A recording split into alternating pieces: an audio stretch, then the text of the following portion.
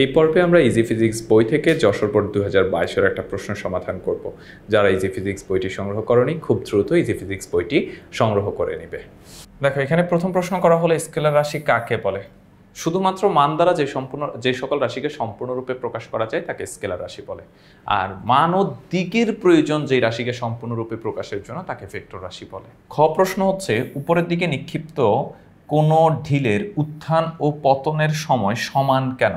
অর্থাৎ উপর দিকে নিক্ষেপ করলাম একটা বস্তু, এতটুকু উচ্চতায় উঠতে যদি 2 সেকেন্ড সময় লাগে, সেখানে নেমে আসতেও 2 সেকেন্ড সময় লাগে। এই যে ওঠা আর নামার সময় সমান কেন সেটা আমাদেরকে ব্যাখ্যা করতে বলা হয়েছে। উপরের দিকে নিক্ষিপ্ত কোনো ঢিলের উত্থান ও পতনের সময় সমান। কোনো বেগে একটি ঢিলকে উপরের দিকে নিক্ষেপ করা হলে অভিকর্ষ ত্বরণের জন্য বেগের মান প্রতি সেকেন্ডে 9.8 মিটার পার সেকেন্ড হারে কমে এক সময় শূন্য হয়। আবার পতনের ক্ষেত্রে বেগের মান প্রতি সেকেন্ডে 9.8 মিটার পার সেকেন্ড স্কোয়ার হারে বাড়তে থাকে এবং নিক্ষেপ বেগের সমান বেগে ভূমিতে পতিত হয়। মনে করি ঢিলের নিক্ষেপ বেগ ইউ, অভিকর্ষ ত্বরণ জি, বস্তুর উত্থান ও পতনের সময় টি সমান হচ্ছে ইউ বাই জি। এখন বিষয়টা হচ্ছে আমরা এইভাবে দেখতে পারি যে ধরো এখান থেকে এই পর্যন্ত একটা বস্তু উঠলো, সে এখানে এসে তার বেগ কত হয়ে গেছে? 0 হয়ে গেছে। তো এখন ধরো তাকে নিক্ষেপ করা হয়েছে কত বেগে? তোমার 29.4 মিটার পার সেকেন্ড বেগে নিক্ষেপ করা হয়েছে। তো এই বেগে নিক্ষেপ করার পর 1 সেকেন্ড পরে তার বেগ হয়ে যাবে হচ্ছে তোমার 19.6। তারপর 2 সেকেন্ড পরে, এই যে 1 সেকেন্ড পরে তার বেগ হবে 19.6, 2 সেকেন্ড পরে তার বেগ হবে 9.8, 3 সেকেন্ড পরে তার বেগ হয়ে যাবে হচ্ছে 0 যখন আমি নিক্ষেপ করেছি। এবার উপর থেকে যখন পড়তেছে তখন 1 সেকেন্ড পরে তার বেগ হবে 9.8, 2 সেকেন্ড পরে তার বেগ হবে 19.6, 3 সেকেন্ড পরে তার বেগ হবে 29.4 মিটার পার সেকেন্ড। অর্থাৎ প্রতি সেকেন্ডে যেই পরিমাণ বেগ হ্রাস পাচ্ছে, নামার সময় একই হারে বেগের মান বৃদ্ধি পাচ্ছে। দ্যাটস ওয়াই ওঠা আর নামার সময় সেম। আচ্ছা, গতে দেখো গাড়িটি 10 মিটার যেতে কত সময় লাগবে? এখানে একটা গাড়ির কথা বলা হয়েছে। একটা গাড়ি 36 কিলোমিটার পার আওয়ার সমবেগে আসতে দেখে, দেখো 36 কিলোমিটার পার আওয়ার সমবেগে আসতেছে। আমাদেরকে বললো 10 মিটার যেতে কত সময় লাগবে। যেহেতু সমবেগ, তাহলে সূত্র কি? সূত্র হচ্ছে এস সমান হচ্ছে ভিটি। তাহলে টি সমান হচ্ছে কি? S by V.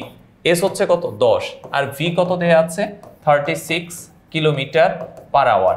Kilometre per আওয়ারকে কি করতে হয়? মিটার পার সেকেন্ডে নিয়ে যেতে হয়। কিভাবে?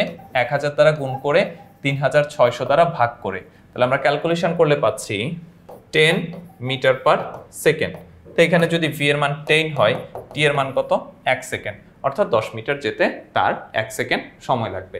এটাই হচ্ছে গ নাম্বার প্রশ্নের অ্যান্সার।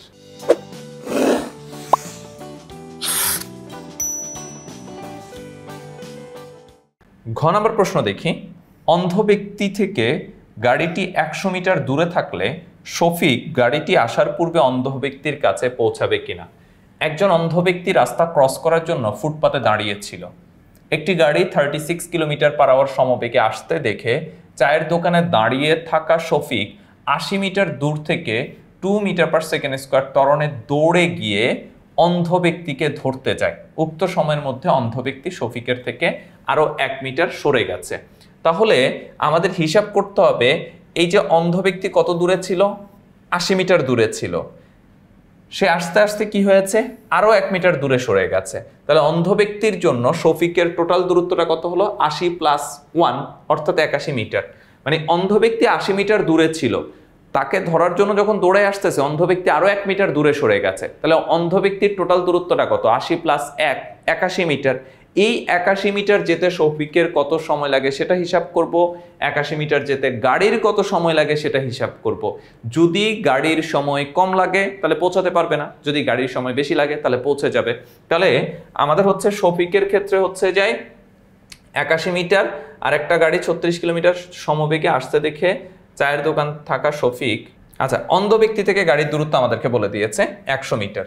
তা আমরা দেখি যে হচ্ছে গাড়ির ক্ষেত্রে এস সমান হচ্ছে ভিটি। তাহলে টি সমান কি? S by V. এস হচ্ছে 100 মিটার, আর ভি কত? ভি ছিল হচ্ছে 10 মিটার পার সেকেন্ড। আমরা গতে করে আসছিলাম, এই যে 10 মিটার পার সেকেন্ড গাড়ির বেগ ছিল। তাহলে এখান থেকে কত আসতেছে? 10 সেকেন্ড। অর্থাৎ গাড়িটার অন্ধ ব্যক্তির কাছে পৌঁছাতে সময় লাগে হচ্ছে 10 সেকেন্ড। এবার শফিকের কত সময় লাগবে সেটা বের করব। শফিকের ক্ষেত্রে s সমান ut plus half of at square. s তো 81 মিটার, শফিক নিশ্চয়ই স্থির অবস্থা থেকে দৌড়ানো শুরু করেছে, তাহলে ইউ এর মান 0, ইউ এর মান 0 আর টি আমরা বের করব প্লাস হাফ। এর মানটা কত, কত ত্বরণে দৌড়ায় Shafiq? 2 metre per second square ত্বরণে দৌড়াচ্ছে, তাহলে এর মান হচ্ছে 2 আর হচ্ছে টি স্কোয়ার। তাহলে এখান থেকে কত পাচ্ছি? 81, এটা 0 হয়ে যাবে, 2 কাটাকাটি চলে যাবে, তাহলে টি স্কোয়ার, টি সমান হচ্ছে √81 সমান হচ্ছে 9 সেকেন্ড। তাহলে আমরা দেখতে পেলাম গাড়ির আসতে সময় লাগে 10 সেকেন্ড, শফিকের পৌঁছাতে সময় লাগে 9 সেকেন্ড। তার মানে গাড়ি আসার পূর্বে শফিক লোকটার কাছে পৌঁছে যাবে। তাহলে আমাদের প্রশ্নে কিন্তু এটাই জানতে চেয়েছিল যে অন্ধ ব্যক্তি থেকে গাড়িটি 100 মিটার দূরে থাকলে শফিক গাড়িটি আসার পূর্বে অন্ধ ব্যক্তির কাছে পৌঁছাবে কিনা, গাণিতিকভাবে বিশ্লেষণ করো। আশা করি তোমরা বুঝতে পেরেছো। যারা ইজি ফিজিক্স বইটি সংগ্রহ করেনি খুব দ্রুত ইজি ফিজিক্স বইটি সংগ্রহ করে ফেলবে, কারণ তোমরা যদি ভিডিওর সাথে সাথে বইয়ের প্রশ্নগুলো দেখে আরো প্র্যাকটিস করো তাহলে তোমাদের প্রিপারেশন খুব ভালো হবে।